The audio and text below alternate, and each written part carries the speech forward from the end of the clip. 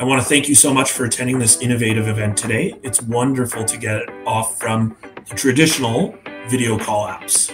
Welcome et bienvenue. I'd like to begin by acknowledging that we are hosting this session from Ottawa on the traditional unceded territory of the Algonquin Anishinaabe people and are grateful for the opportunity to be present in this territory. Now it is my pleasure to introduce our Associate Deputy Minister and Recognition Champion, Mr. Kevin Brosseau. So without further ado, let's give a warm virtual round of applause to Mr. Brosseau. Merci. Merci Magali.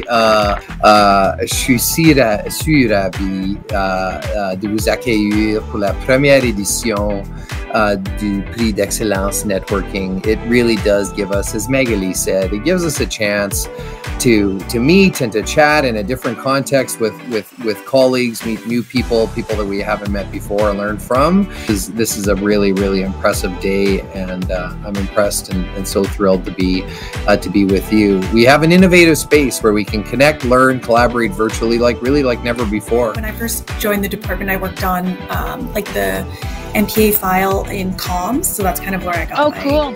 Yeah, that's where I got my foot in the door. And it was always so complicated, but it was also one of my favorite files that I ever got to work on, was all of the MPA stuff, because it was so incredibly complex and complicated, especially with all of the like First Nations and Indigenous files, and also all the very political aspects of it, like especially on the East Coast with all of the oil and gas considerations that fall there. So it was always really fun to try and take all of these interesting and very complicated and political aspects of it and try and communicate it in a way that the public would also understand and care about. But what ultimately brought you to DFO? And this may sound a little cheesy, it was the fish.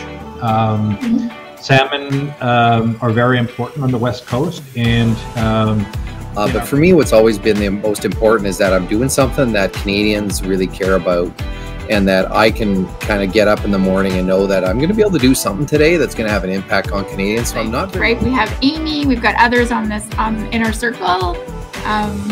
You know, any other thoughts on career path? And I think one of the key things for me is always who I'm working with, and that work environment, the culture of the place that I'm in. If that is sound, solid, and enjoyable, then that means everything to me.